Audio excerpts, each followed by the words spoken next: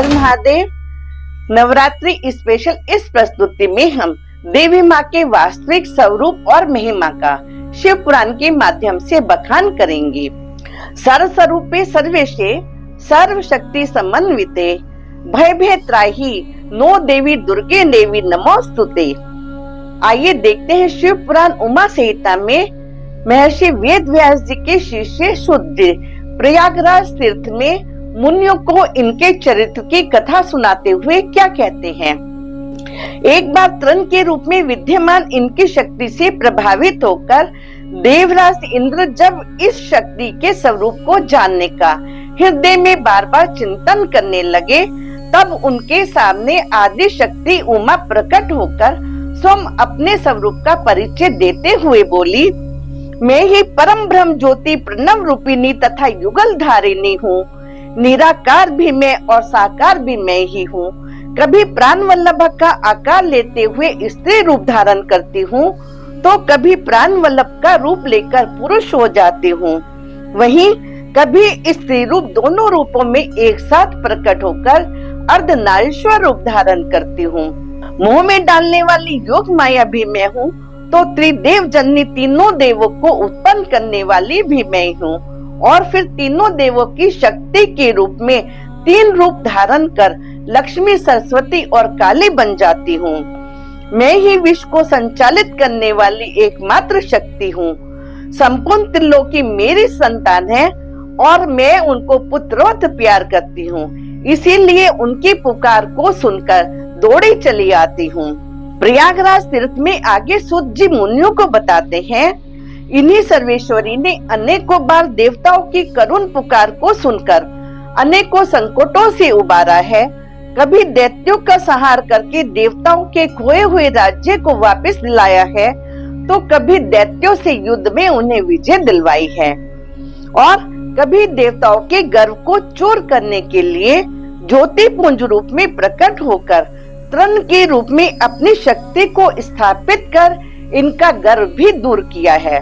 नवरात्रों में इनकी पूजा का विशेष महत्व है, जिसमें इनके निम्न 9 स्वरूपों की पूजा की जाती है।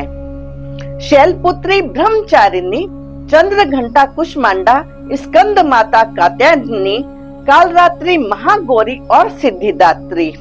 मधु कैटभ से ब्रह्मा जी की रक्षा के लिए इन्होंने अपने योग माया रूप को दिखाया, तो महाअसुर महिषासुर का वध करके महिषासुर मर्दनी बन गई। शुंभ निशुंभ के सेनापति धूम्रलोचन पर चंडिका बनकर रोष किया, तो महाअसुर रक्त बीज का भक्षण करके रक्त दंतिका बने। यही शुंभ निशुंभ का वध करने वाली पार्वती के शरीर से उत्पन्न कौशिकी रूप में प्रकट हुई।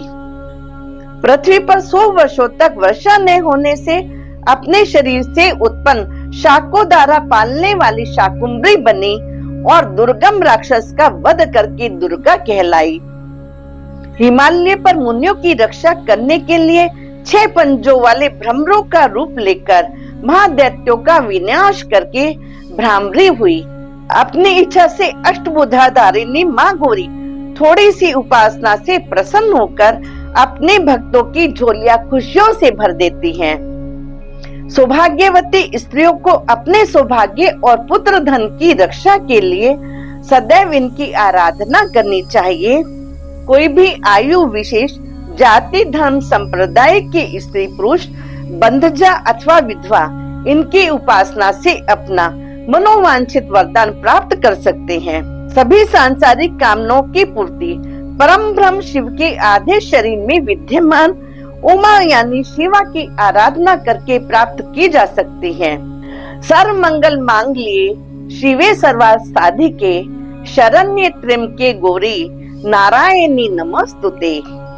इन शिवा की महिमा का बखान करने में जगत सृष्टा ब्रह्मा जी और सृष्टि रचयिता भगवान शिव भी समर्थ नहीं है, लेकिन मैंने इनकी कृपा से इनकी महिमा को आप तक पहुंचाने का प्रयास किया है।